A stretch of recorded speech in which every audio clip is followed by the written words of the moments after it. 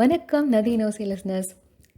இந்த எபிசோடில் நான் மாமியார் மருமகள் மற்றும் மாமனார் மருமகள் இவங்களோட உறவுகளை கொஞ்சம் உங்களோட சேர்ந்து எக்ஸ்ப்ளோர் பண்ணலாம் அப்படின்னு தான் இந்த டாபிக் சூஸ் பண்ணியிருக்கேன்.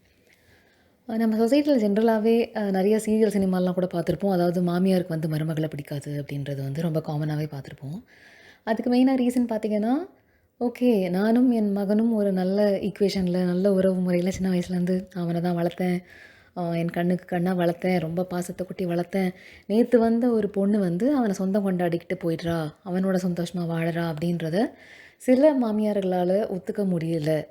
அதனால தான் அந்த மாமியார்களுக்கும் மருமகளுக்கும் பெரும்பான்மையான சூழ்நிலைகளில் பிரச்சனை வருது அப்படின்றத நம்ம பார்த்துருக்கோம்.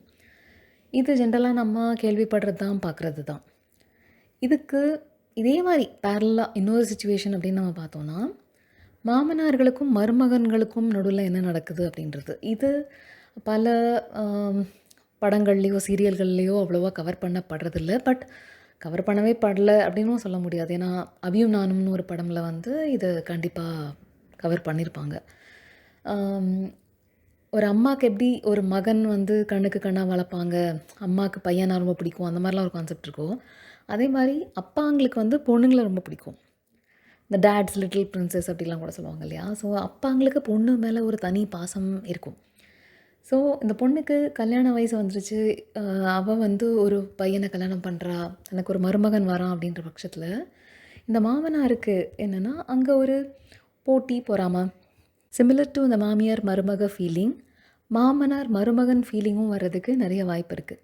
இந்த மாமியார் எப்படி என் பையனை நான் கண்ணுக்கு கண்ணாக வளர்த்தேன், இவ தூக்கிட்டு போயிட்டா அப்படின்னு நினைக்கிறாங்களோ, அதே மாதிரி இந்த மாமனாருமே இந்த பொண்ணை நான் கண்ணுக்கு கண்ணாக வளர்த்தேன், என் செல்ல பொண்ணாக வளர்த்தேன், என்னோடய பிரின்சஸாக வளர்த்தேன், இந்த பொண்ணை நேற்று வந்தவன் கல்யாணம்ன்ற பேரில் என்கிட்டேருந்து பறிச்சுக்கிட்டு போயிட்டான், அது எப்படி அவனால் என்னளவுக்கு அவன் மேலே அன்பு செலுத்த முடியும், என்னால் தான் என் பொண்ணு மேலே நிறைய அன்பு செலுத்த முடியும், அப்படிலாம் ஒரு போட்டி மாதிரி அவங்க மனசில் வந்துடுது. ஸோ அவன் ஒன்றும் என்னளவுக்குலாம் உன்னை பார்த்துக்க மாட்டான் அப்படின்ற மாதிரி ஒரு மெசேஜ் அந்த பொண்ணுக்கு கொடுக்குறது. இந்த மாதிரி எம்பாரசிங்காக அந்த மாமியார் மருமகளுக்கு நடுவில் மாட்டிக்கிற அந்த பையனும் தவிச்சு போவான். அதே மாதிரி மாமனாருக்கும் மருமகனுக்கும் நடுவில் மாட்டிக்கிட்டு இருக்க அந்த பொண்ணு இருக்கா இல்லையா, அவளுமே தவிச்சு போவாள். ஏன் இந்த போட்டி பொறாமை?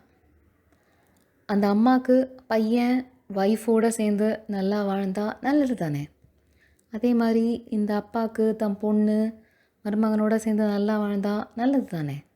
இதில் இவங்க என்ன ஒரு விஷயம் புரிஞ்சுக்கணுன்னா, அந்த பையனும் மருமகளும் இல்லை அந்த பொண்ணும் மருமகனும் கப்புல்ஸ், கணவன் மனைவி. அவங்களுக்குள்ள அவங்க க்ளோஸாக இருக்கிறது, ஒருத்தர் ஒருத்தர் பார்த்துக்கிறதுலாம் இயற்கையான விஷயம். மருமக சந்தோஷமாக இருந்தால், நம்ம மகன் மருமகளை சந்தோஷமாக வச்சுருந்தான் அப்படின்னா 2 பேருமே சந்தோஷமாக இருக்க போகிறாங்க. மருமக சந்தோஷமாக இருந்தால் மகன் சந்தோஷமாக இருப்பான் இல்லையா? அதே மாதிரி நம்ம மருமகன் சந்தோஷமாக இருந்தால் நம்ம மகளும் சந்தோஷமாக இருப்பா இல்லையா?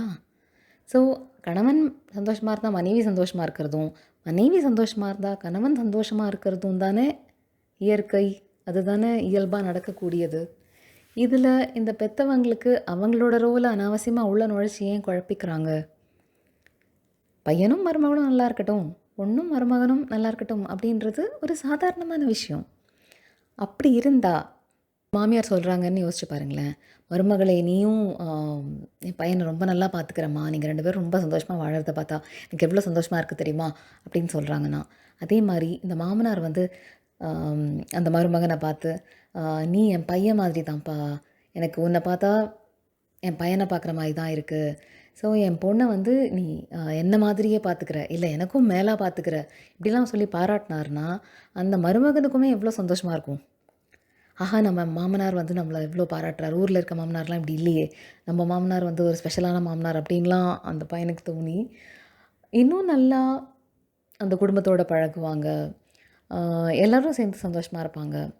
ஸோ இந்த போட்டி பொறாமை, நான் நிறைய பார்த்துக்கிறேன்னா நீ நிறைய பார்த்துக்கிறியா, நான் பார்த்துக்கிட்டவனை நீ தூக்கிட்டு போயிட்டியா, நான் பார்த்துக்கிட்ட பொண்ணை நீ தூக்கிட்டு போயிட்டியா, இந்த மாதிரிலாம் போட்டி போட்டுட்டு இல்லாமல் நீங்களும் சந்தோஷமாக இருங்க, நீங்கள் சந்தோஷமாக இருக்கிறத பார்த்து நாங்களும் சந்தோஷமாக இருக்கோம் அப்படின்னா அந்த ஹாப்பினஸ் பல மடங்கு பெருகிடும் இல்லையா?